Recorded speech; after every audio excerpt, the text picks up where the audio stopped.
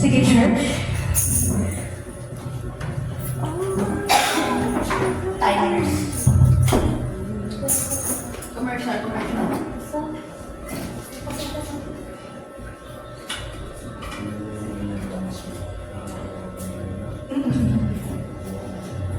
Amen. Medyo pinagpapisa tayo doon. Amen.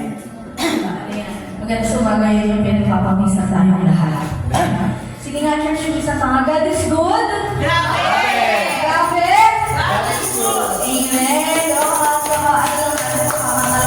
Goodness of God. Diba? Kami naman nakakabuti ng Panginoon. Parang may Christy pa. Sa akin kayo nag-bar. Oo. Tumutulo kasi ito. Pero yan, dalawa na. Ay. Okay. Dahil Yan sa yung issue. sige nga, magandang umaga po sa ating lahat. Good morning! Morning! Yan pa yung issue. Tumulo na. Sorry, may konting commercial. May paupo pa siya.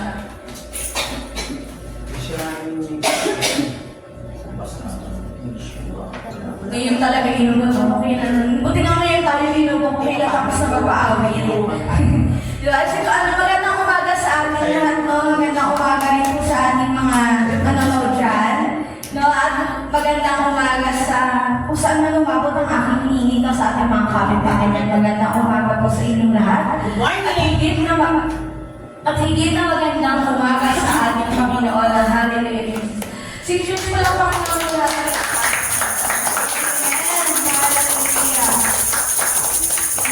Maraming salamat, Panginoon. Sige, church, Buti na may dala. hindi na po natin patatagalin. Tayo po idadako na sa pagpapasalamat. Ayan. Parang gano'n ang boses ko dito. Ay. Parang gano'n ang boses ko dito, Pastor. Pwede na, pwede. Pwede na po, no? Sige, sino po, ayun, may first honor tayo. Hindi pala pa natin sa ating mga iba. Pastor, good morning. Lapit ka sa ma. Good morning. May sinabi kasi si Pastor kanina, baka ma-misinterpret niyo.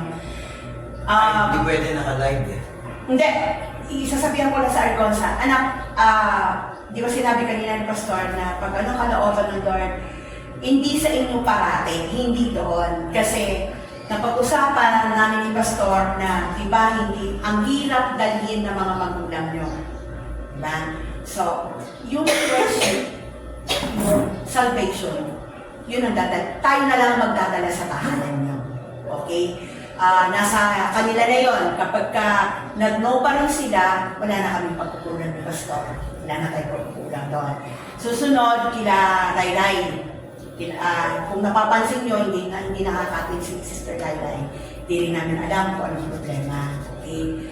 Pero, mali nyo, makarating din tayo sa bahay ni Kuya Carl. Diba? Kung mamarapatin nila, kung mag-yes sila doon.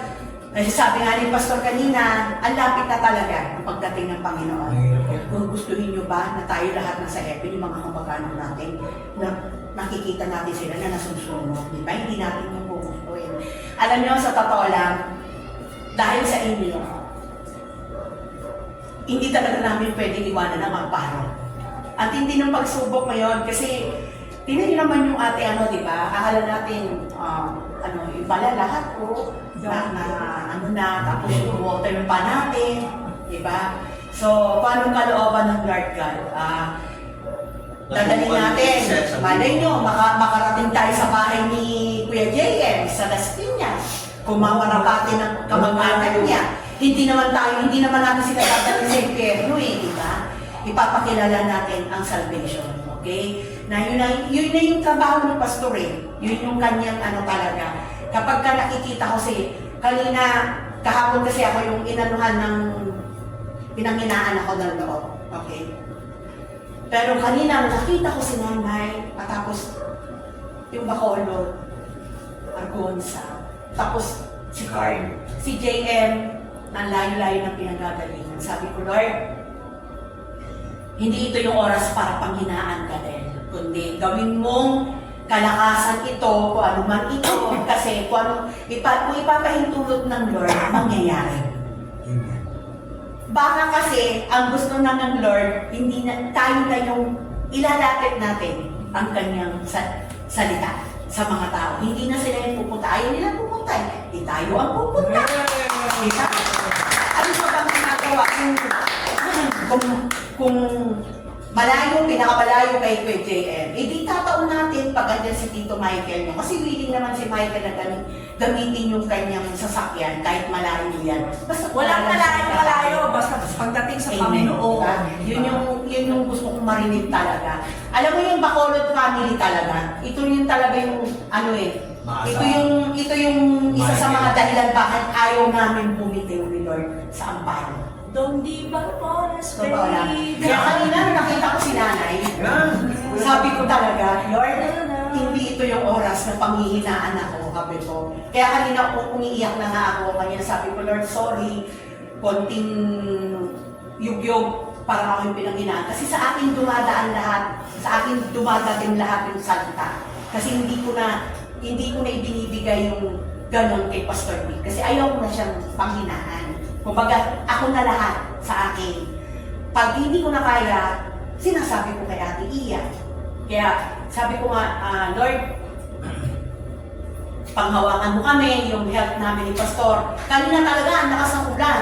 Sa kanina yung hangin. Yung hangin talaga. Pero nanindigan talaga ang pastor natin na walang ulan, walang bagyo, pupunta tayo. Sabi niya. Kasi hindi naman yan apoy, sabi niya. So kanina nung dumating na ako, nandito na kayo. Parang ang sama, ang ano mo din, ikaw pa naman yung asawa ng pastor. Ikaw pa yung pinanghinaan na doon. Tao lang din ako, mga anak. Okay? Kaya maraming salamat sa mga mukha na nandito na talagang hindi bumibitiw. Malay nyo, kasi magbabayad tayo ng 6,000, tapos ganito yung worship place natin. Diba? Ganun din. Ganun din, diba? So, babalik na lang tayo, uumpisahan natin kung sino ang mauna kila Ray at saka sa Argonza. Kahit kasi ko yung panganay, ipagpaalam mo sa parents mo. Okay? First Sunday ng August, doon tayo sa inyo. Hindi yung linggo-linggo ha, hindi. Kayo yung kasi nasa A kayo.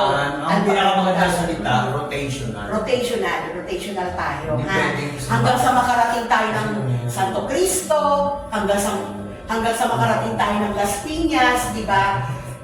Mali nyo, tanggapin tayo doon. Hindi mo tayo Kasi magkakaroon ng pagkasinan, sinabi. no? Pero ito, inuunahan na namin kayo, ha? Argonza, kasi kayo yung mauna. Huwag niyong alalahanin ang iluluto. Kami ang magdadala ng pagkain. Di ba, Pastor Vic? Ganun yun. Yun ang sinabi sa akin ni Pastor kanina. Tumutulong. Hindi sa inyo. Wala kayo. Hindi, tutulong lahat. Hindi pwede hindi. Okay, huwag mong Hindi ko naman kaya lahat. kasi alam naman namin kung anong sitwasyon. Pero kung kila JM tayo pupunta, kailangan may lechon. Joke na! Joke na! Hindi, magpapalit daw si JM. Joke na! Kay Kuya Carl, tignan natin. Kasi hindi pa kami mag-uusap na lang silang dalawa ni Pastor Vic tsaka si Carl. Ang kukontakin ko ang si Ray, sila Benji, kung papayag pa sila. Kasi pag oras hindi sila pumayag, walang magtatampo. Kagaya nyo, pag hindi pumayag ang parents nyo, huwag mong ipipilit. Tsaka diretso. Huwag nyo naman intindihin yung tsura ng bahay. Hindi ko yung bahay pinupuntan yung Tao ang pupuntahan natin. Maging totoo lang tayo. Okay? Maganda yun para mapuntahan yung biyaya. Pasok. Kasi ayaw na lang pumunta, hindi tayo pumunta. Tama yun. Kaya pinag-aano na ni Pastor si JM, kasi siya yung marunong mag-gitara. Kung dalhin na niya yung gitara niya sa Sunday. Okay, para bitbitin mo na yung Sunday, wala ako pala. Oo. Alam ko na, Mag-preach ka na. Preach ka na. sina- Para pag wala ako, laging ikaw na. Sige. Kaya authorize ko mag-preach, tsaka si Carl. Ay, si JM pala. Carl, ikaw ayaw mo mag-preach? Ano lang? Try. Sa camera na lang daw. Sige. Okay. O, Yun, JM, maraming salamat Ang po ulit, Lord. Ang ganda ng ayaw na talaga kayong iwanan ni Pastor Vic. Sinasabi ko na sa inyo. Kaya Kaya lang. huwag nyo din siyang iiwanan. Sige, okay na. Amen. Hallelujah, Jesus. Bakit ba naman hindi iyan? Hindi. Ano lang to, kumbaga parang yung lahat ng ano talaga natin, tinetest ng Lord, no? Kung hanggang saan tayo. Pero para naman, para sa Lord talaga ay tuloy-tuloy tayo, no? Wala yung mga pagsubok na yan, no? Amen. Sige po, sino po sunod na magpapasalamat? Ay, wala na. Tara, isa lang. Sige, kung wala na po, no, ay, si Ate Julia daw. Sige, palakpakan natin Ate Panginoon sa buhay ni Ate Julia. Yan, magandang umaga po sa lahat, lalo na sa ating nag-iisang Panginoon sa itaas. Papasalamat ako sa Panginoon dahil tunay nga na your goodness is running after me. Hindi lang po sa akin, kundi po sa bawat isa. Lalo na po sa ating pastor, kay Nanay Bel po, na tumuloy pa rin po kahit anumang panahon yan.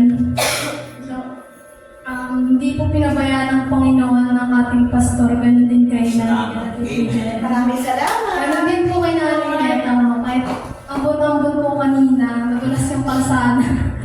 Ayun, linakasan po ni Nanay Bel ang loob niya para po sa Panginoon. Amen. Ayun, nagpapasalamat din po ako sa Lord sa buhay ko ngayon na hindi niya rin po pinapabayaan, no? Patuloy niya po akong ginagabayan sa araw-araw. Amen. And ayun, nagpapasalamat ako sa Lord kasi ayun, din, sa mga biyaya niya po, sa pamilya namin. And ayun, nagpapasalamat ako sa Lord kasi sa kalusugan po ng bawat isa Amen. na nandito. And ayun, sa kanya po ang pinakamataas na papulit pagsambat kasi Amen. Amen. Amen. Hallelujah. Ganyan ang pagtoo, mabilis. Amen. Hallelujah, Jesus. Tunay nga na maraming salamat po sa Panginoon. Sige, kung may papasalamat ka ba? Ayan mo si Kuya Carlo, di ba? Kanina nagtatanong ako, hindi kayo nagtataas ng kamay. Nagkakahiyaan pa sila. Kasi madali yan eh, pag ayaw. Diretso. Ayan, so gusto ko lang pasalamat yung naging result ng mock namin no, sa Parsogi. So, neto kasi yung mga past weeks, meron kaming tawag na mock exam. So, kumbaga parang board exam. Board exam practice yun. Pero, Sino nagbigay ng exam, DepEd? hindi po, yung subject namin na Parsogi, which yung review set dito. So, subject talaga namin siya. So, pag bumagsak ko sa course exam, o sa mock exam na yun, magre-remedial, tapos pag nalabagsak pa rin yung remedial, out sa graduation. Ganun ang subject. So, may mga may mga remedial, actually ngayon yung schedule ng remedial nila. So, ang ko lang kasi, nung binigay yung list ng mga nag-remedial last week ata, naano ko yung pangalan ko, sabi ko wala. Naano ko Sabi ko, nanap yung pangalan, hindi mo naman sa pasado. Kaya nga, sabi ko, baka mali pa talaga ako kaya nakalimutan lang yung core namin na di na isama. Gusto ko sabihin, mamasan yung pangalan ko. Pero yun, inantay ko hanggang hanggang Friday ata. Wala. Kasi may mga nakalimutan daw na hindi pa naisama eh. Kasi di pa nasitingan lahat. So hanggang nung Friday, may mga dinagdag, pero yun, wala talaga yung akin. So okay naman. Thank you, Lord. Ikaw pumasa ka pa. Pumasa pa rin. Ako na Diyos, pumasa pa rin. Amen. So yun, Hindi pa sa awa ah. Pumasa. Pumasa ko. Ayun. Tama yun. So yun, final step before graduations, final over. Tuloy-tuloy na August 13. Ang Yes. ko na lang, syempre, yung mga classes namin na magiging major ngayon, sana po masarin kasi 4 years kami magkakasama sa klase, di ba? Oo, alam ko ito. Meron na nga iba na hindi na nakapagpatuloy kasi family problem, financial problem, tapos eto na lang mag-exam na lang tapos mawawala pa sila, di ba? Ayaw naman namin ang galing na mabawasan public kami. Grabe naman yung puso mo, ano? So yun, inaasa ko lang sa Ano the start? Hindi mo sarili. Ikaw na magbigay ng wisdom sa kanila. Kung meron mo sa kanilang nag-aalinlangan, gabayan mo na lang, ikaw na babahala. Yeah! Sana all. Diba? Hinanap talaga yung pangalan sa magre-remedial na parang malito. Dapat, diba, dapat sa pasado. De, sige po, kung wala na pong magpapasalamat, diba kanina talaga? Diba? Ayaw mo magsipag tayo, ha? Magsipag tayo kanina, ha? Huwag ka na magtawag. Diretso na tayo sa picture. Nagpapasalamat po ako kay Lord. Unang-una po sa lahat sa kalusugan po na binigay niyo sa bawat isa. At kanina po talaga ako nananalangin na di po ako mapakali. Labas po ako ng labas kanina sa mga taong nakakita. Tingin po ako ng tingin, sabi ko, sana umaraw. Kasi Umaraw na. dahil talaga po kapag umuulan, nakakaantok. So, lumabas po ako, nananalangin ako, sabi ko, sana walang hindi umulan ng malakas. Kasi, tas saglitan lang po yung umulan ng malakas. Tas, nakita ko yung langit, lumusot na yung kulay. Sabi ko, ay, hindi na yung uulan. Ano na talaga yan? Araw na. So, tas tinignan, lumabas talaga ako kanina. Sabi ko, umaraw. At tunay po talaga na sa kanya talaga yung papurit pagsapat pasasalamat. Amen. Ano naman ayun? Diba? Ayun natin na lang ito. Isa. Ayun. Hindi na kayo i-introduce. Yeah! Ang sasalita na sila ang isa! Ito yung ano talaga eh. Hindi na natin. Ano na kayo? Uy! Ayan na, sige na. First of all, magandang umaga muna sa ating lahat. And especially po sa ating Panginoon ng magandang umaga. No? Siyempre, unang-una sa lahat, pinagpapasalamat ko sa Lord kasi siyempre, nandito na naman tayo. Nagtipon-tipon para makapakinig ng salita ng Diyos. Kahit may ulan, bagyo man yan. Bagyo lang yan, tao tayo, anak tayo ng Diyos. Amen! Ayun. Nagpapasalamat din ako sa Lord. Ito tayo nalimutan ko ipagpasalamat last week. Pero, ayan nga. Ano yung rapid math test? Kung alam niyo yun. Rapid math assessment. Kailangan yun. Yung assessment test lang sa math from grade 7 to grade 10 yun. Ano yun eh, parang may mga question doon na hindi sa level. Nagpapasalamat ako sa Lord kasi hindi lang ako nag-iisa. Nabagsak?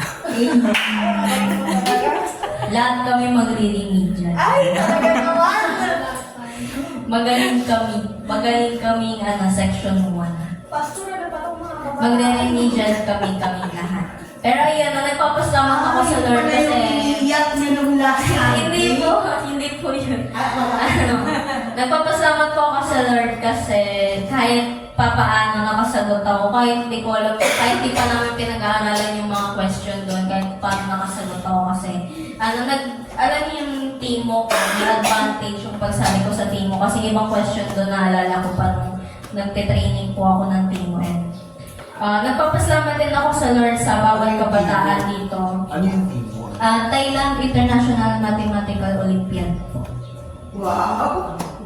Ayan, nagpapasalamat din po ako sa Kasi Lord yung sa... sumali ka doon kung bagsak ka. yung sa rapid math assessment po kasi, yung mga question po doon, yung iba po may pang grade 10, may pang college, may mga ganun. Tinignan lang yung yung stock knowledge nyo. Tama ba ako, Pastor? Paano yung stock knowledge na-stuck sa dulo ng utak ko? Ayan. Out of stock na yun eh. Out of stock na. Ayan. Ewan ko sa'yo, Lisa.